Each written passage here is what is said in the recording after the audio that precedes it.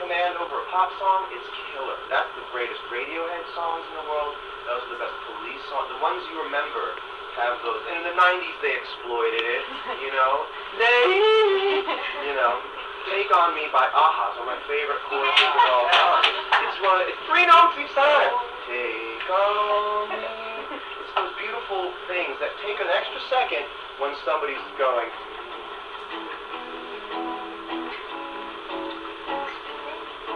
See, it's take.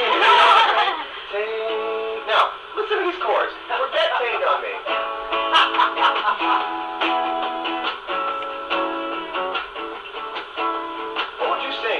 Sing what that song is, and it's beautiful, but it takes a little extra time, and it's also Swedish. Norwegian.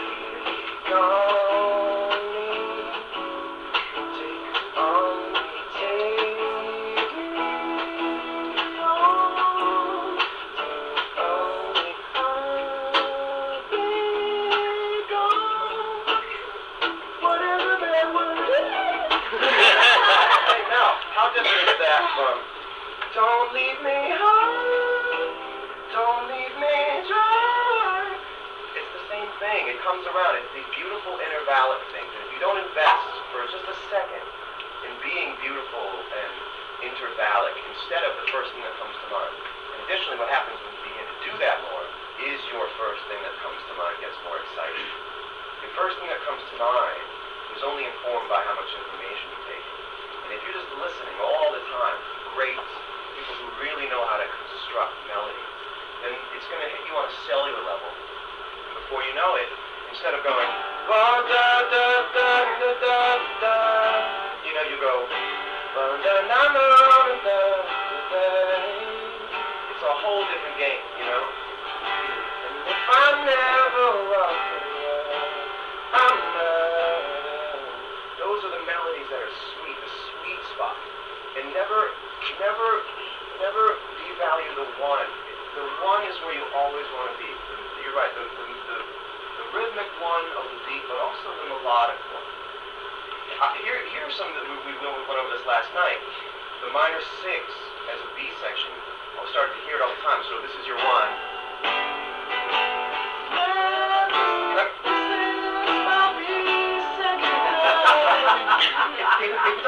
It just doesn't plant right. It's a little people in the pop world, and if you want to play things that are your own thing, God bless you, but there's something about wanting to be a pop artist that plants it. You just always want to land on your feet. And you can't listen to Every Breath You Take enough. I would break Every Breath You Take down a million times, because you have everything you need in there. You have the rhythm, you have the melody, you have the lyric, and you have the perfect push and pull of tension and release. Every class you have tension and release. And it works, motif, tension and release. I can sit in front of a piano. Is there a piano here? Oh, yes. Glad you I want to show you something on the piano. It's great at hotel bars, but I want to show you something on a rhythmic. What that was melodically now, I'm going to do the exact opposite. The exact opposite. I'm showing you what a rhythmic motif will do, and what motifs do to invite people in and let them take their jacket off inside of your song. Because I'm going to fake this entire song. I don't know how to play the piano except but this is going to show you that if you stick to the rhythm and not the notes, you get more people. You lose more people if you lose the rhythm, not the notes. Ah, look at that unveiling. So, you're in a hotel bar. You can convince people that you are avant-garde. You can convince people that they just heard this on All Things Considered. And that you really are the next generation of jazz harmony, subtractive and additive synthesis practice.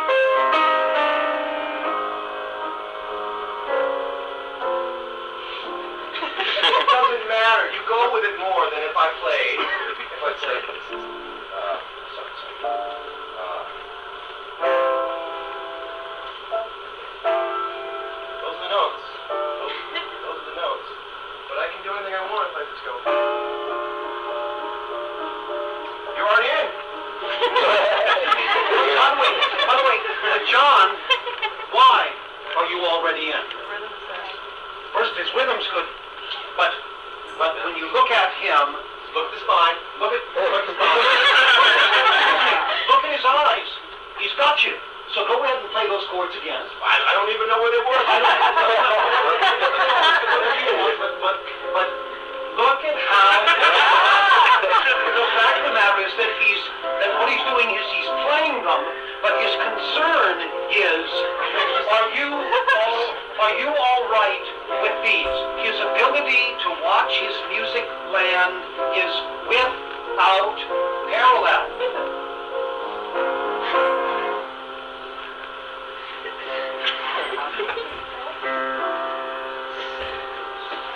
So you can fake it. It doesn't.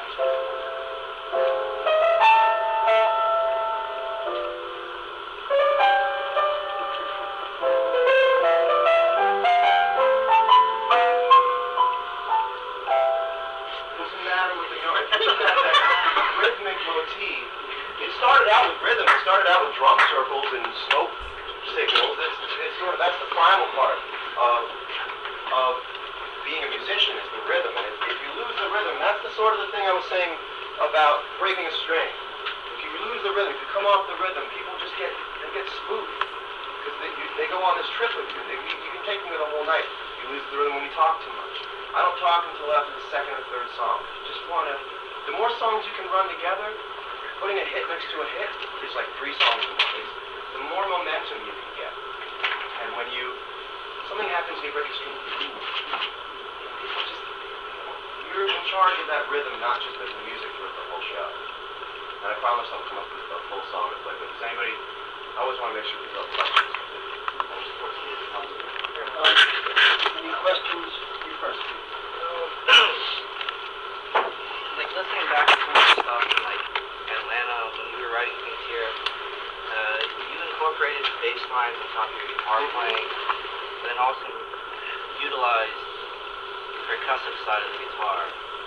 You know, just the kind. From what I understand, you've done this to compensate, like you said, for a lack of a band. Yeah. And do you still find yourself doing that now? Not as much. To a band? Not as much. It's a really good question because a lot of you guys as composers are in real trouble because the best composition comes out of necessity. So I started playing bass lines.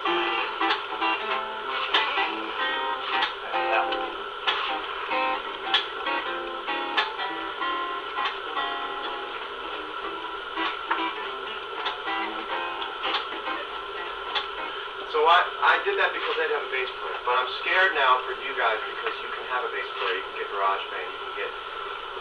Your ability to publish music really fast is a scary thing because you don't need to learn how to play with the right hand. It's all right hand. It's all... That's just right hand stuff. And you know, I try not to be too over percussive because I think it gets cliche. But if I had GarageBand, I could call a loop up, and I could call a bass line up, or if I could loop something that I played, I wouldn't have had to dig so deep, into composing as a way to get out of the corner instead of just clicking on something and going, oh, there's a bass line. There's a whole other fear being able to publish your music and call it something and put it out. There is such thing as incubation process for something. There's an incubation process for an artist that's frightfully short now, but all that stuff came out of necessity. Now, I work in opposites, but you all work in opposites. You go too far this way, I need to hear this. You go too far this way, I need to hear this. And I've gone really far into all 6 strings. You know, there's a lot going on. That's a lot of action because I wrote it in a trio.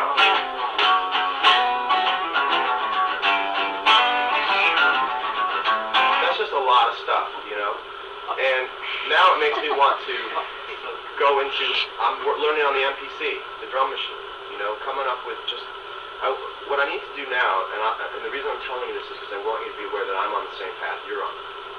I have 0 songs that I really are sure are going to go on the next record. And that's a beautiful place and it's a scary place. But what I'm doing now is breaking down what I want to hear. What do you guys want to hear? When you guys go to write a song, what do you want to hear? What are you tired of? right? The opposite of what you're tired of. And for me, I'm tired of this part of the guitar, the middle part of the music. It's just after a while, it's not this. That I can accept, and you know, it's these things. It's the guts of it that really start to annoy me. It's never in tune, and it's always somehow the way a guitar is tuned up. It's not truly sympathetic. There's always something. So now what I want to do is I sit for hours and I go.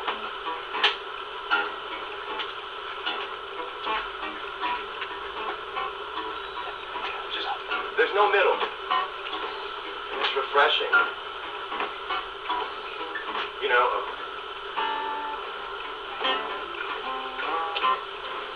So.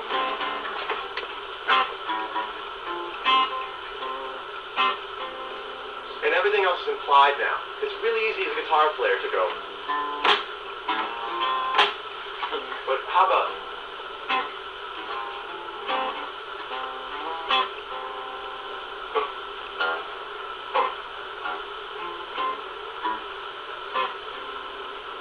And now all of a sudden all this shit you learn at Berklee, it's just 4 chords that you can play.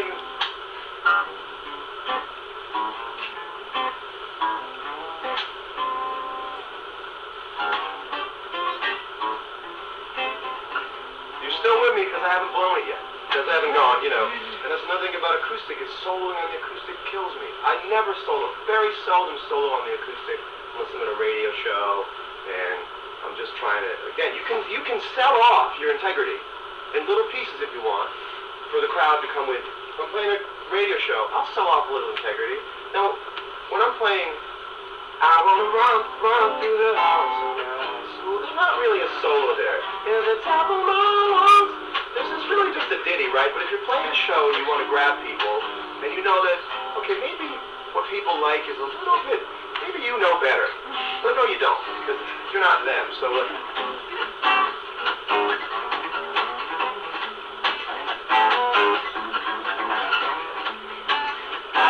why is that necessary? It's not. It's completely unnecessary. But if you really want to, it's the beginning of the mindset of the give and take. You know, if you want to be a popular musician on a record label with a business plan, there's a little bit of the give and take, and knowing when it's time to go, okay, here's the gratuitous thing. You don't have to sell out all at once. You can do little selling off of a little bit of your stock for one song. You know, that's all part of the reading of, okay, I'm in a radio show. These people do not know my influences. These people do not know my deepest album cut. So you know how to pick your set. Daughters, Waiting on the World to Change, Your Body is a Wonderland, No Such Thing, and Why Georgia? And that's what's going to happen. The moment you decide, no, you're sort of done. The moment you decide that you're going to set the mandate.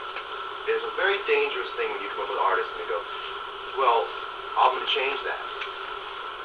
Really not. You know, it's always been that way. The more popular you are, more people are going to come in. The less popular you are, the more creative the individuals who are giving the compliment will be. But it depends on what you want and how you want to define it. Do you want Spin Magazine to put you on the cover, or do you want People Magazine to put you on the cover, or do you want, you know, that's not really a good example, but Rolling Stone Magazine. In your case, particularly, it's not a good example for me. I remember when People Magazine used to be sort of a good magazine.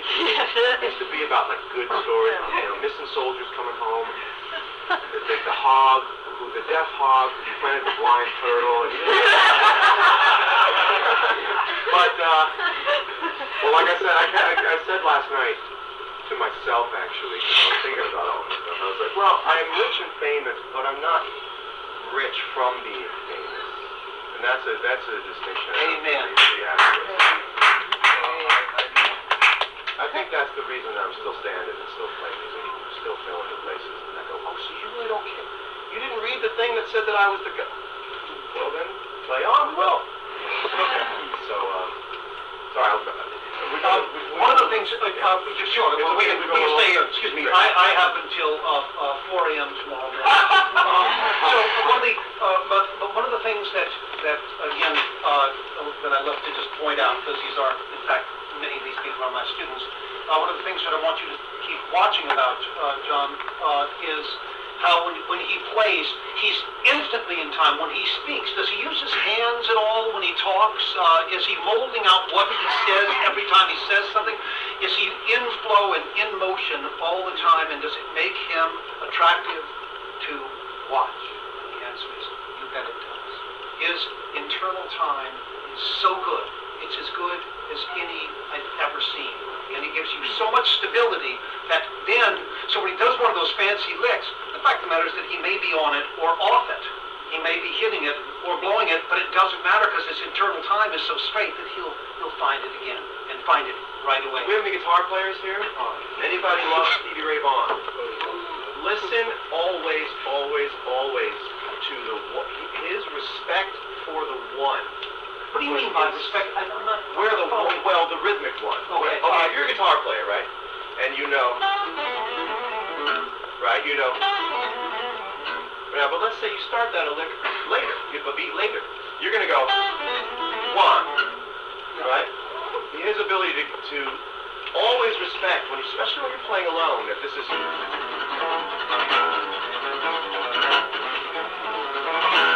Right? Yeah. His ability to do that, even when he's playing, guitar players memorize licks in a note sequence, not in a rhythmic idea. So that's why so many guitar players are just dead out of time. But if you always know that, you know, then you can adjust, and you never want to miss home base. You always have to make a time at home for dinner on one. Because if you don't, even if you play less guitar, the best guitar players, Lightning Hopkins is one of the greatest guitar players. He just sort of got, in a weird way, you know, where one was in a funny way. You know, John Scofield is such a great guitar player because he is he's crazy about where the timing is, and he knows how to bend it. He knows how to bend notes in a way that's respectful of where the one is. But Stevie Ray Vaughan's guitar playing sort of set off an entire generation of people who playing the notes, but who don't really understand when you have to come back to that when you need to. And it's about adjusting. Are you, as a guitar player, are you dissecting it down to, it's like, are you subdividing it down to the lick, or are you subdividing it down to the note? And if you can subdivide it down to the note, then you can bend any of them all the time. Then you're like the Matrix. Now you're in bullet time. That's where you want to get to. And that's when, 5-6 years ago, I realized, oh, I get what people are saying about the metronome, about playing with the metronome, you know, or at least thinking about where that thing is. Because you're right, you can blow the lick. 99% of people won't know because they're just doing this. When you decide that no, I'm going to play this lick the way I know it, you're going to crush the time, and you're going to have to borrow the next bar line to cover you on this one, and that's when people go, woo. And they may not know they're noticing it, but after a while you get enough like, woo, and you're just off, you're just skipping. So when you listen to Stevie play, there's consummate timing, and there's a right hand thing too. There's right hand stuff that I do all the time. It's just